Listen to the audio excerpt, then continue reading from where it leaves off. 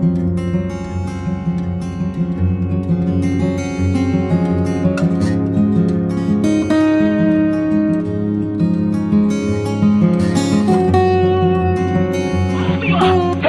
akan jatuh ke tangan kita, sebab Allah selalu berada di pihak yang benar.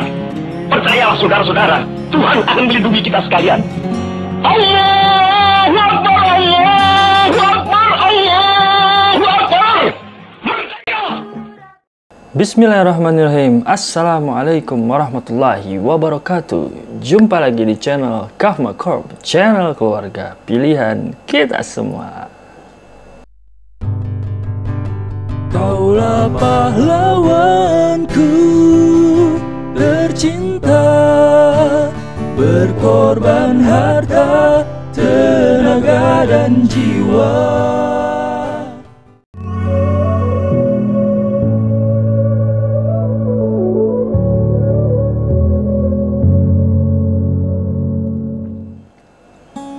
Ya, sahabat Kafma Corp, akhirnya senang sekali saya Lutfi Noindray dapat hadir di tengah-tengah kalian semua. Sahabat Kafma Corp, ini merupakan program baru di channel Kafma Corp, di mana pada tayangan ini saya akan menceritakan tentang sejarah-sejarah yang terjadi di Indonesia. Jadi kita sama-sama belajar, saya juga belajar. Kalaupun ada yang salah, teman-teman semua bisa koreksi ya. Kenapa sih sejarah mulu? Karena Bung Karno pernah bilang, jas merah, jangan sekali-kali melupakan sejarah. Yaps, pada episode pertama kita kali ini tentu saya akan membahas tentang Hari Pahlawan. Karena sebentar lagi tanggal 10 November akan diperingati Hari Pahlawan. Yang akan saya bahas adalah kenapa Hari Pahlawan diperingati pada tanggal 10 November. Peringatan Hari Pahlawan merupakan momen yang ditunggu-tunggu saat memasuki bulan November. Hari Pahlawan memiliki sejarah panjang terhadap upaya mempertahankan kemerdekaan negara Indonesia. Hari Pahlawan juga dikenal sebagai peristiwa 10 November 1945 atau peristiwa Surabaya mengisahkan perlawanan arek-arek Surabaya terhadap serangan pasukan sekutu. Setelah Indonesia memproklamirkan kemerdekaan pada 17 Agustus 1945, pemerintah mengeluarkan maklumat yang menetapkan mulai 1 September 1945, bendera nasional Sang Saka Merah Putih akan dikibarkan di seluruh wilayah Indonesia.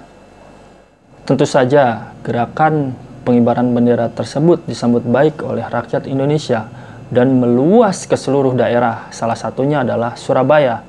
Akan tetapi, tentara Inggris datang ke Indonesia dan bergerak menuju ke Surabaya pada tanggal 25 September 1945.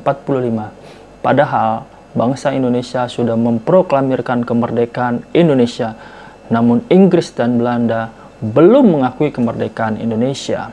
Tentara Inggris tergabung dalam AFNE, Allied Force Netherlands East Indies, dan datang bersama dengan tentara NICA, Netherlands Indies Civil Administration. Pasukan tersebut bertugas melucuti tentara Jepang dan memulangkan mereka ke negaranya. Karena sebelumnya kita dijajah 3,5 tahun oleh Jepang. Pada tanggal 6 dan 9 Agustus, kota Hiroshima dan Nagasaki dibom atom oleh sekutu. Akibatnya Jepang yang menjajah Indonesia pontang-panting kalah perang dengan sekutu. Akhirnya terjadi kekosongan pemerintahan di Indonesia. Nah, pada saat itulah Indonesia mengambil kesempatan dalam kesempitan, yaitu memproklamirkan kemerdekaan yang diwakili oleh Soekarno-Hatta.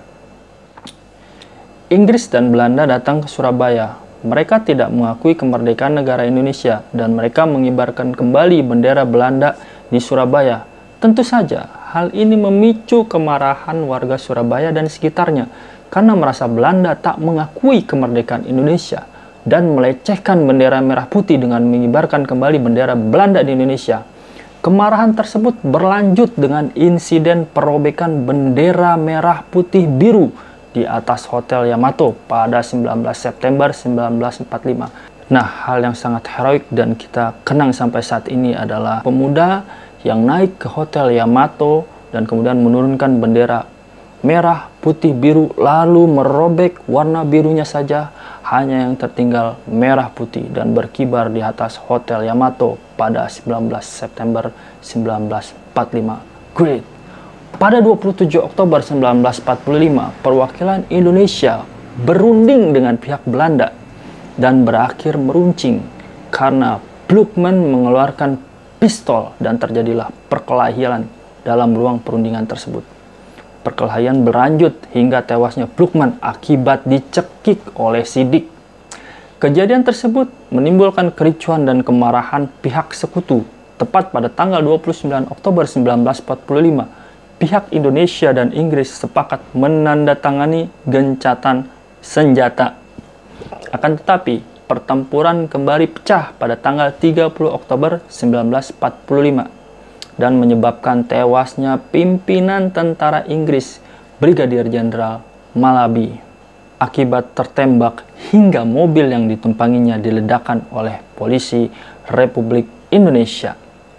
Kejadian tersebut tentu saja berujung pembalasan oleh pimpinan baru tentara Inggris, Mayor Jenderal Robert Monserrat, mengeluarkan ultimatum yang menyebutkan bahwa semua pimpinan dan orang Indonesia bersenjata harus melapor serta meletakkan senjatanya.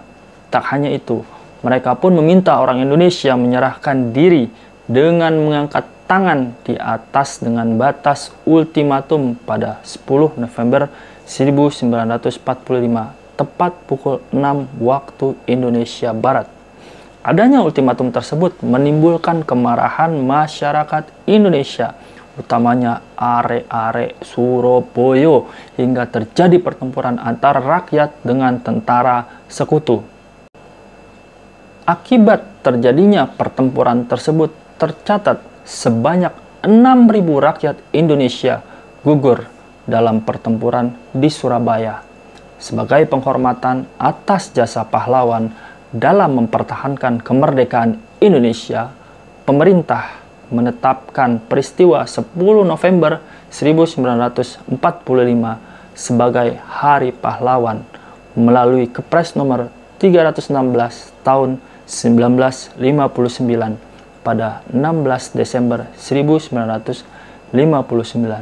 Nah, itulah sejarah mengapa tanggal 10 November diperingati sebagai Hari Pahlawan. Sahabat, kalau kita berbicara tentang pertempuran 10 November, sebenarnya ada satu tokoh yang sangat berperan penting dalam pertempuran tersebut. Namanya Sutomo. Orang menyebutnya Bung Tomo. Setiap kali Indonesia memperingati peristiwa 10 November, setiap kali pula Bung Tomo disebut. Apa sebenarnya peran Bung Tomo pada Republik sehingga namanya tak pernah dipisahkan dari pertempuran bersejarah itu? Kaulah pahlawanku tercinta, berkorban harta, tenaga dan jiwa. Kaulah pahlawanku tercinta, surgalah tempat terbaikmu di sana. Bismillahirrahmanirrahim. Merdeka! Saudara-saudara, rakyat jelata di seluruh Indonesia, terutama saudara-saudara penduduk kota Surabaya, kita semuanya telah mengetahui bahwa hari ini tentara Inggris telah menyebarkan pamflet-pamflet yang memberikan suatu ancaman kepada kita semua. Kita diwajibkan untuk dalam waktu yang mereka tentukan menyerahkan senjata-senjata yang telah kita rebut dari tangannya tentara Jepang. Mereka telah minta supaya kita datang pada mereka itu dengan mengangkat tangan. Mereka telah minta supaya kita semua datang pada mereka itu dengan membawa bendera putih, tanda bahwa kita menyerah kepada mereka. Saudara-saudara, di dalam pertempuran-pertempuran yang lampau, kita sekalian telah menunjukkan Indonesia di Surabaya. Pemuda-pemuda yang berasal dari Maluku. Pemuda-pemuda yang berasal dari Sulawesi.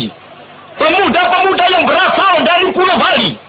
Pemuda-pemuda yang berasal dari Kalimantan. Pemuda-pemuda dari seluruh Sumatera. Pemuda Aceh, pemuda Tapanuli. Dan seluruh pemuda Indonesia yang ada di Surabaya ini. Di dalam pasukan-pasukan mereka masing-masing. Dengan pasukan-pasukan rakyat yang dibentuk di kampung-kampung. Telah menunjukkan satu pertahanan yang tidak bisa dijebol. Telah menunjukkan satu kekuatan. Sehingga mereka itu terjepit di mana-mana. Hanya karena taktik yang licik daripada mereka itu, saudara-saudara. Dengan mendatangkan presiden dan pemimpin-pemimpin lainnya ke Surabaya ini. Maka kita tunduk untuk memberhentikan pertempuran.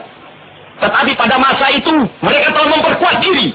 Dan setelah kuat, sekarang inilah keadaannya. Saudara-saudara, kita semuanya, kita bangsa Indonesia yang ada di Surabaya ini, akan menerima tantangan tentara Inggris itu.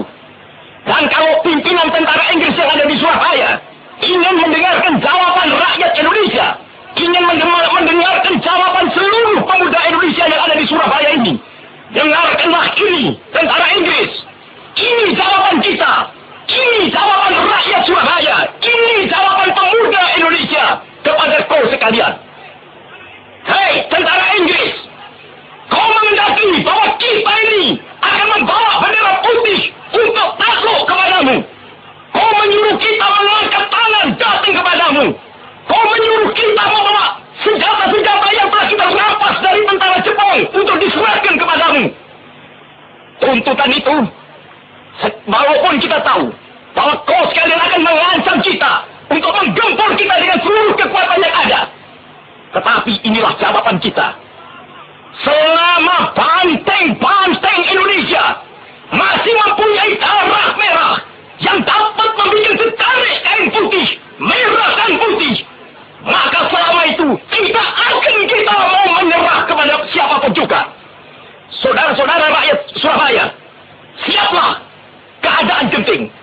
Tetapi saya peringatkan sekali lagi, jangan mulai menembak. Baru kalau kita ditembak, maka kita akan ganti menyerang mereka itu. Kita tunjukkan bahwa kita ini adalah benar-benar orang yang ingin merdeka. Dan untuk kita, saudara-saudara, lebih baik kita hancur daripada tidak merdeka. Sebelum kita tetap merdeka atau mati. Dan kita yakin, saudara-saudara, pada akhirnya pastilah kemenangan akan jatuh ke tangan kita. Sebab Allah selalu berada di pihak yang benar. Percayalah, saudara-saudara, Tuhan akan melindungi kita sekalian. Allahu Akbar, Allahu Akbar, Allahu Akbar. Merdeka! Semoga program ini bermanfaat dan menambah wawasan kita mengenai sejarah yang terjadi di Indonesia. Silahkan kirim masukan, saran, dan kritik di komentar agar lebih baik lagi tayangan berikutnya. Terima kasih. Assalamualaikum warahmatullahi wabarakatuh. Tetap di channel Kaf Makhur, channel keluarga, pilihan kita semua.